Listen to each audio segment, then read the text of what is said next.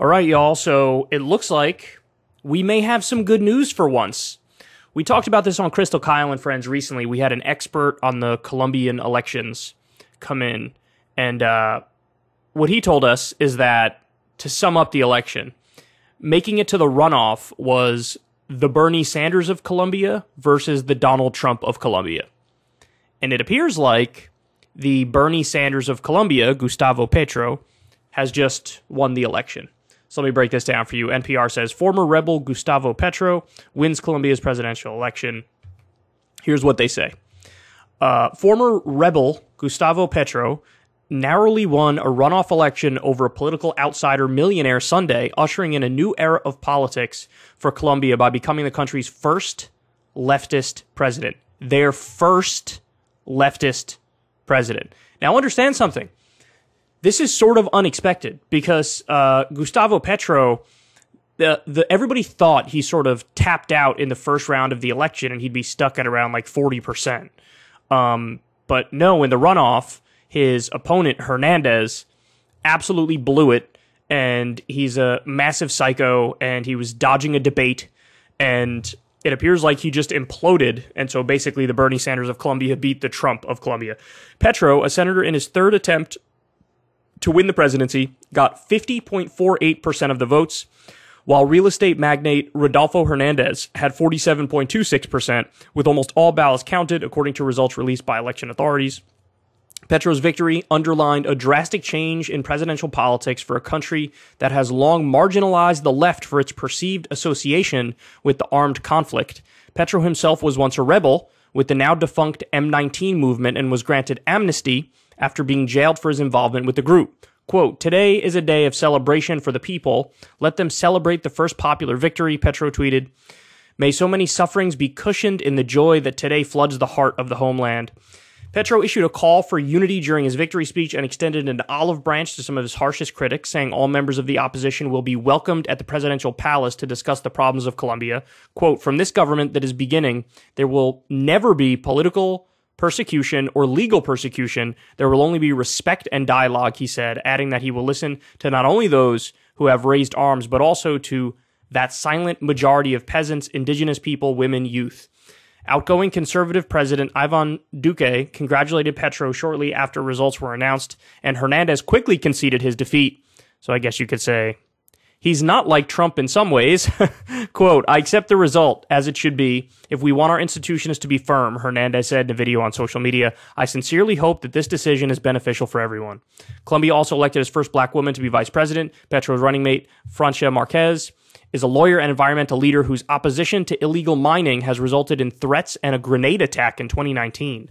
The vote came amid widespread discontent over rising inequality, inflation, and violence, factors that led voters in the election's first round last month to turn their backs on long-governing centrist and right-leaning politicians and choose two outsiders in Latin America's third most populous nation. So this is a really, really interesting point.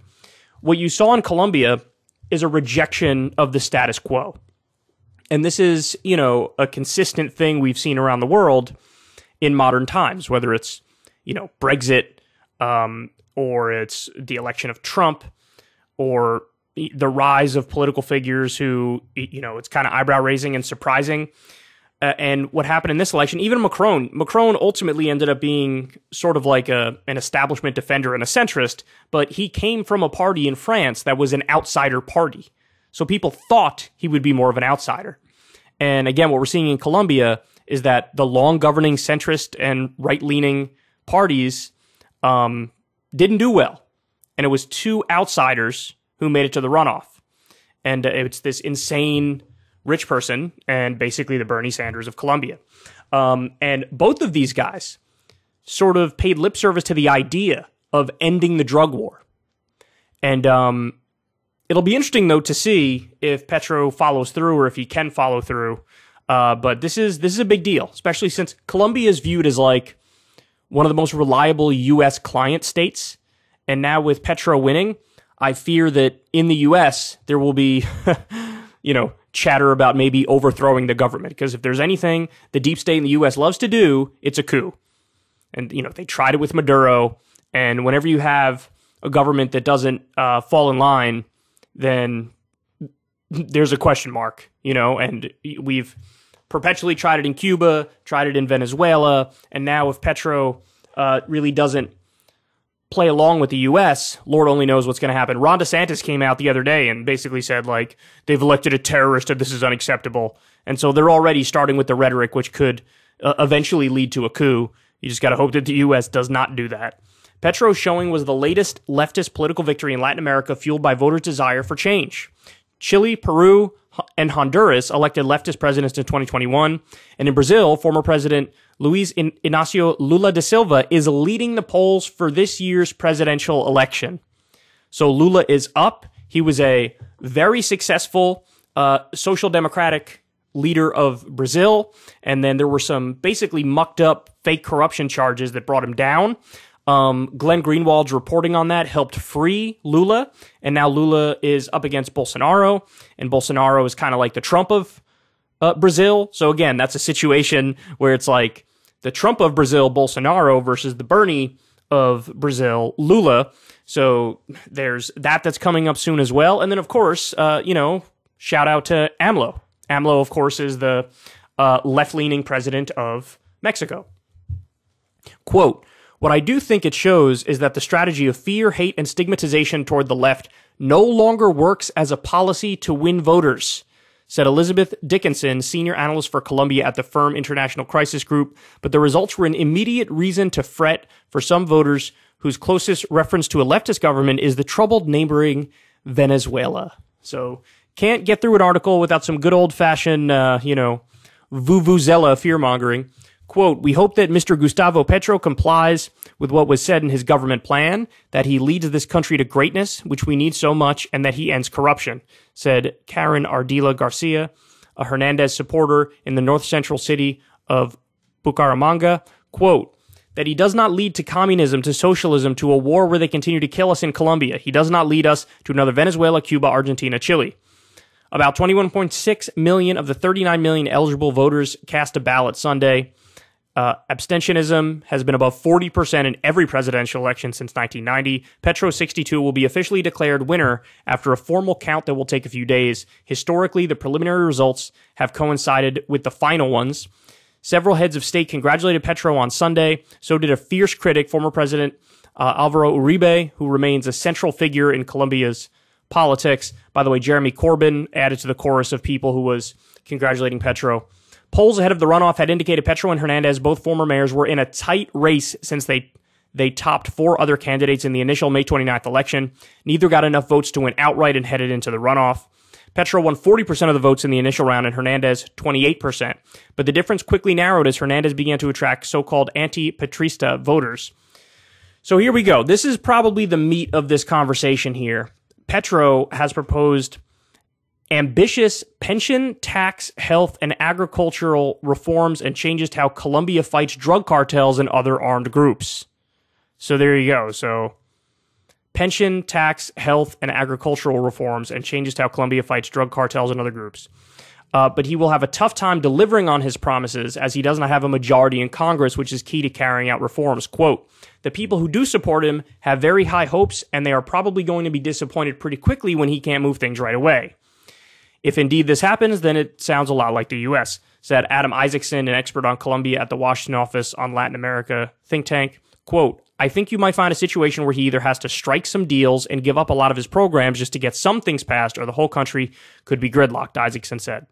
Petro is willing to resume diplomatic relations with Venezuela, which were halted in 2019. He also wants to make changes to Colombia's relations with the United States by seeking a renegotiation of a free trade agreement and new solutions in the fight against drug trafficking.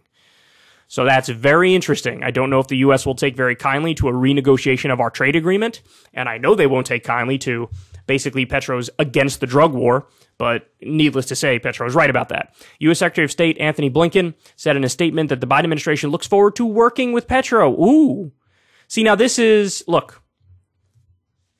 may be a crucial difference between a Biden administration and any Republican administration, fill in the blank, whether it's Trump again or it's DeSantis. I mean, DeSantis literally out there calling him a terrorist already.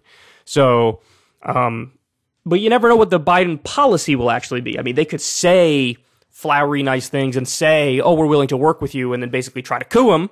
And the Republicans might say they're going to try to coup them and then try to coup them. But let's just hope that the words actually mean something here, and they will work with Petro.